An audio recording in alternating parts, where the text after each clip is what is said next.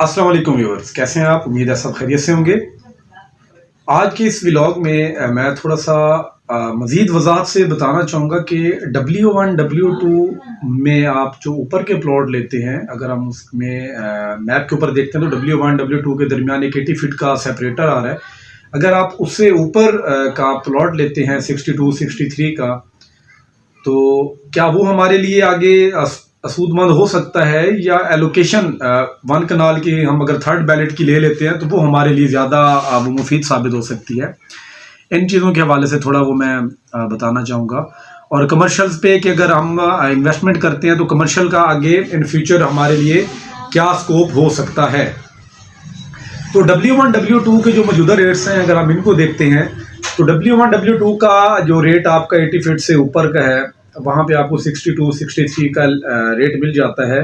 देखने में तो वो बड़ा अट्रैक्टिव है कि आपको एक कनाल 6.2 6.3 मिलियन कॉस्ट ऑफ लैंड आपको पड़ रही है। साथ में वहाँ पे एक और जो अट्रैक्शन है वो ये है कि डेवलपमेंट चार्जेस वहाँ पे अभी स्टार्ट नहीं हुए, क्योंकि फर्स्ट बैलेट के जो प्लॉट्स हैं उनके डेवलपमेंट चार्जेस तो स्टार्ट थे और उनके मुकम्मल भी हो चुके हैं, लेकिन जो सेकंड बैलेट में चीज़ें थी उन पे भी डेवलपमेंट चार्जेस जो हैं वो इम्प्लीमेंट नहीं किए गए थे। तो इस बेस पे अभी उस सेक्टर पे जो डेवलपमेंट चार्जेस हैं, मोस्टली वहाँ पे प्लॉट्स हमें जो सेकंड बैलेट के मिलते हैं वहाँ पे डेवलपमेंट चार्जेस ज़ीरो है। तो कॉस्ट ऑफ लैंड तो आपको कम पड़ जाती है। 63 एक दफ़ा अगर हम फ़र्ज़ कर लेते हैं, 62 फ़र्ज़ कर लेते हैं, 62 की आपने वहाँ पे कोई भी लोकेशन का प्लॉट ले लिया, जो कि एक नॉर्मल लोकेशन उसको मैं कहूँगा, और आपने वहाँ पे 2.5 लाख का आपको वो ट्रांसफ़र चार्जेस पड़ते हैं। तो 62 में आप 2.5 लाख ऐड कर लेते हैं तो ऑलमोस्ट 65 लाख 64.5 लाख आपको जाके वो कास्ट ऑफ लैंड जो है वो ट्रांसफ़र पड़ जाती है। साथ में आपके कुछ कमीशन वगैरह, मतलब ये सारी चीज़ें मिलाकर आपको तकरीबन 65 प्लस का एक प्लॉट जाके पड़ता है। अगर हम दूसरी तरफ देखते हैं कि आपने थर्ड बैलेट की कोई चीज़ आपने बाय कर ली है, एक कनाल कैफी डेविड, एक कनाल एलोकेशन आपने बाइंग की है। थर्ड बैलेट के अंदर आपके जो बाहर के प्लॉट हैं, जो बाहर के सेक्टर हैं रिंग रोड के, उनमें आपका जो प्लॉट है आपको एलोकेट होगा। उनमें आपका W1 है, W2 है, सेक्टर X है, सेक्टर Y, साथ में सेक्टर आपका S है, सेक्टर O है, सेक्टर E है, सेक्टर D है, सेक्टर B2 है, सेक्टर G है, सेक्टर F है, सेक्टर L है। अगर इन सेक्टर्स में आपका कहीं प्लॉट निकलता है, W1 2 में तो आप आज भी इन्वेस्टमेंट के लिए विलिंग है, W1 2 में भी अगर आपका प्लॉट निकलता है तो उसमें क्या बुराई है कि आपको जो चीज़ आज आप ले रहे हैं डेवलपमेंट चार्जेस के साथ, कल को उस पर तो डेवलपमेंट चार्जेस इंप्लीमेंट हो जाएंगे, वो सेकंड बैलेट की फाइल होगी, सेकंड बैलेट का प्लॉट होगा।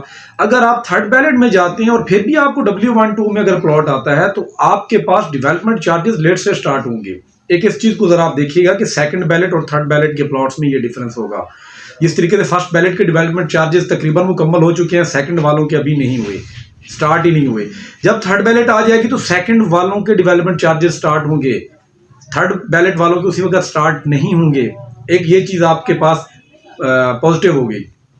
दूसरा, बैलेट के अंदर हो सकता है आपका प्लॉट कोई कॉर्नर का निकल आए, पार्क फेसिंग निकल आए, 80 फीट का निकल आए, 60 फीट फेसिंग निकल आए, पॉसिबल है 150 फीट फेसिंग आपका निकल आए, किसी अच्छी लोकेशन पे प्लॉट आ जाए, तो क्या वो चीज़ आपके लिए ज़्यादा अट्रैक्टिव होगी, या नेक्स्ट मार्केट में क्या वो चीज़ अच्छे से compete कर पाएगी, या आज की सेकंड बैलेट का लिया प्लॉट जो एक नॉर्मल प्लॉट है क्या वो compete कर पाएगा विद 1 और 2 इंस्टॉलमेंट। तो मेरे ख्याल से थर्ड बैलेट की जो चीज़ है वो आपके लिए काफ़ी अट्रैक्टिव होने वाली है, हाँ वो आपकी W1 W2 में ही क्यों नहीं निकलती। अगर आपकी सेक्टर X और सेक्टर Y में भी निकलती है तो सेक्टर X सेक्टर Y आपका मेन बुलेवार्ड के दोनों सेक्टर हैं। शाहरुख ने आलम गेट से आप दाखिल होते हैं, एक सेक्टर आपकी राइट पे आता है, एक सेक्टर आपके लेफ्ट पे जाके बन जाता है। उनमें भी मिनिमम जो रेट है सर वो 65 66 लाख से ऊपर का है। आपको ऑलमोस्ट W1 2 और उनके रेट्स में तकरीबन 0.5 मिलियन का डिफरेंस नज़र आता है। 65 लाख से ऊपर की चीज़ें आपको मिलती हैं। 67 लाख 68 लाख पे आपको एक सेक्टर में प्लॉट मिलता है, वो भी एक बाउंड्री पे जाकर एक साइड का प्लॉट। अगर आप मेन बुलेवार्ड के करीब बैठे हैं तो फिर आपको 70 पे जाके शायद प्लॉट मिलेगा। तो ये एक चीज़ समझें आप। अच्छा, फिर आप अगर प्लॉट सेक्टर एस में आ जाता है या सेक्टर ओ में आ जाता है, इन दोनों सेक्टर्स के अंदर इस वक्त जो स्लम चल रहा है, इस वक्त भी आपके पास वो प्लॉट 8,75,000 डेवलपमेंट चार्जेस के साथ 72 लाख का आपको कम से कम मिल रहा है सेक्टर एस के अंदर। 72 या 73 लाख का आपकी अगर फाइल आप लेते हैं, आपको वो 61-62 में पड़ रही है कास्ट ऑफ लैंड, प्लस आपको उसमें जो वो पड़ेंगे ट्रांसफर चार्जेस 65 में पड़ रही है। दूसरी तरफ आप अगर कल यही प्लॉट सेक्टर एस में निकलता है जिसकी कीमत आज 72 है, तो यकीनन ये कीमत ऊपर जाएगी, जैसे आप W12 में एक्सपेक्ट कर रहे हैं। तो आपको मिनिमम मैं फिर से कह रहा हूं 1 मिलियन सिर्फ बैलेट होने के साथ ही आपको गेन हो जाएगा। अगर आप ओ सेक्टर में आपको प्लॉट अलॉट होता है तो सेक्टर ओ सेक्टर एस से भी महंगा सेक्टर है। सेक्टर ई और सेक्टर ई और एस की तकरीबन कीमतें बराबर हैं। सेक्टर डी और सेक्टर ओ की कीमतें तकरीबन बराबर हैं। सेक्टर डी में आपको प्लॉट 80 के राउंड अबाउट जाके मिलता है। 79 लाख से नीचे आपको सेक्टर डी फॉर डॉक्टर का कोई भी प्लॉट नहीं मिलता। अगर आपका यहाँ पे प्लॉट निकलता है तो भी आपको कितना गेन है, ये खुद आप कैलकुलेट करते हैं कैलकुलेटर से। तो ये चीज़ें थी जो मैंने आपको समझाना थी। अगर आप सेक्टर जी में भी जाते हैं तो भी आपको 72-74 लाख से ऊपर प्लॉट मिलता है। सेक्टर एफ में जाए तो भी यही कीमत है। अगर आप सेक्टर एल में जाए तो भी आपको 70 लाख से ऊपर प्लॉट मिल रहा है। तो मतलब W12 के अलावा कहीं पे भी आपका प्लॉट निकलता है तो उस प्लॉट की कीमत उस सेक्टर के साथ W12 के अलावा निकलता है तो 1 मिलियन का या 0.5 या 0.6 मिलियन का सिर्फ जो एलोकेशन होगी आपके प्लॉट की, उस फाइल की, उसी पे आपको वो गेन हो जाएगा। और साथ में एक चीज़ और ध्यान में रखें कि सेकंड बैलेट पे डेवलपमेंट चार्जेस स्टार्ट होने जा रहे हैं। जब आपके थर्ड बैलेट के जो प्लॉट्स आपके निकलेंगे उनके डेवलपमेंट चार्जेस लेट होंगे। आपकी वो चीज़, आपकी वो प्रोडक्ट मार्केट में अच्छे से compete कर पाएगी। अगर आप W12 के अलावा किसी भी सेक्टर में कैटेगरी की चीज़ लेना चाहते हैं तो कैटेगरी से मैं आपको मतलब ये नहीं कहूँगा, सजेस्ट नहीं करूँगा कि आप कैटेगरी को स्किप करके आप फाइल पे आ जाएं। कैटेगरी की चीज़ आपको मिल रही है और अट्रैक्टिव चीज़ है तो आप उसको ज़रूर बाय करें। इसी तरीके से 5 मरला में अगर आप आते हैं तो 5 मरला में सेक्टर पी या सेक्टर टी के अंदर आप अपनी इन्वेस्टमेंट करें। सेक्टर पी टी में आपको 80 फीट से नीचे अच्छी लोकेशन के प्लॉट मिल रहे हैं और ये है इटसेल्फ एक अच्छी लोकेशन। थोड़ा कमर्शियल्स और इन चीज़ों में अगर थोड़ा ग्रिड स्टेशन और पुलिस लाइन से हट के आप कोई चीज़ बाय करते हैं तो आपके लिए बड़ी वो एक मैं कहता हूँ बड़ी अच्छी चीज़ होगी, एक अच्छी अपॉर्चुनिटी है कि आप आजकल के नॉर्मल बजट के साथ आप चीज़ वहाँ पे बाय कर भी लेते हैं। हो सकता है आपको 25-50 हज़ार चीज़ अगर महंगी भी मिलती है तो मेरे ख्याल से आने वाले वक्त के हिसाब से अगर उसको देखें तो वो कोई महंगी नहीं है। तो इस चीज़ पे आप ज़रा देखें।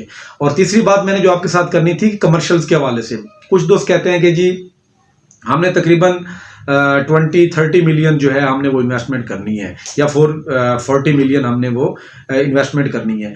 तो उन लोगों को मैं ये सजेस्ट करूँगा कि आप रेजिडेंशियल की तरफ जाना चाहते हैं तो आप जाएं, लेकिन साथ में अगर आपने 3-1 साल वेट करना है या 4 साल वेट करना है तो मेरे ख्याल से आपको पोजेशन सेक्टर्स के अंदर या वो सेक्टर जो आगे करीब हैं पोजेशन लेने के हिसाब से आप उन सेक्टर्स के अंदर सेक्टर शॉप लेके रख लें। चाहे आप 2 मरला की हैसियत रखते हैं, आप इजी हैसियत मतलब आप इजी हैं, 2 मरला अगर आप इजीली अफोर्ड कर सकते हैं 2 मरला सेक्टर शॉप आप लेके रख लें। अगर आप 4 मरला कमर्शियल जो सेक्टर्स का है वो कहीं पे आप लेना चाह रहे हैं किसी भी सेक्टर में तो वो आप लेके रख लें। अगर आप देखते हैं कि इनके जो रेट हैं 4 मरला कमर्शियल के आपको 2 करोड़ से नीचे आपको चीज़ें मिल जाती हैं। अगर उसमें 2 मरला कमर्शियल आप देखते हैं सेक्टर शॉप देखते हैं तो वो आपको 1 करोड़ से नीचे आपको वो चीज़ मिल जाती है। तो अगर ये चीज़ आप रखते हैं आज और 3-1 साल आप वेट करना चाह रहे हैं तो मेरे ख्याल से आपके लिए बड़ी ये मुफीद चीज़ होगी, बड़ी अच्छी चीज़ ये हो जाएगी और अच्छा खासा आपको रिवार्ड दे के जाएगी। बाकी सेक्टर आई की डेवलपमेंट तो आपको पता है मुकम्मल हो चुकी है। DHA की तरफ से डेवलपमेंट तो यही है कि उन्होंने प्लॉटिंग करके दे देनी है, तमाम जो चीज़ें हैं उन्होंने फैसिलिटीज़ आपको वहाँ पे दे देनी है। सिर्फ अब आगे आप और हम जो लोग वहाँ पे रहने जा रहे हैं, जिन्होंने हमने इन्वेस्टमेंट हम लोग वो घर बनाने का वो सोच रहे हैं, हमने वहाँ पे अपनी कंस्ट्रक्शन करनी है तो वो डेवलपमेंट का एक और फेज़ है, वो और चीज़ है जो आप और हम लोगों पर वो डिपेंड कर रही होती है।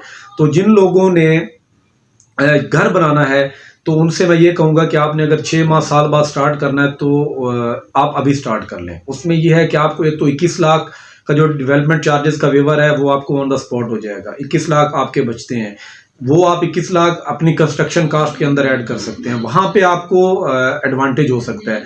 और आज की डेट में मतलब जो आजकल वक्त चल रहा है, महंगाई तो डे बाय डे, ये इन्फ्लेशन रेट कम तो होना नहीं है, ये तो आप और हम बेहतर ही जानते हैं कि डे बाय डे ये अप हो सकता है, डाउन नहीं हो सकता। तो जो भी मटेरियल है उसकी cost day by day, month by month वो इंक्रीज होगी। तो आप अगर साथ में थोड़ा सा तरद्दुद करके अपना कंस्ट्रक्शन करवा लेते हैं, ग्रेस स्ट्रक्चर खड़ा कर लेते हैं, तो आपको 21 लाख रुपए का जो है वो वेवर मिल जाता है। साथ में आपको कंस्ट्रक्शन कास्ट में साल बाद की और आज की कास्ट में डिफरेंस भी नज़र आएगा, वहाँ से भी आपको काफ़ी सारा वो बेनिफिट हो सकता है। तो इन चीज़ों को आप ज़रा देखिए। बाकी DHA जो कमिटमेंट करता है वो पूरी करता आ रहा है। इंशाल्लाह आने वाले वक्तों में भी हम देखेंगे कि जो रियल स्टेट है, खा वो DHA से रिलेटेड है चाहे वो कोई और है, तो इंशाल्लाह बेहतरी आएगी, हमारे मुल्क पाकिस्तान के हालात बेहतर होंगे। अगली वीडियो तक के लिए इजाज़त दीजिए। अल्लाह हाफिज़।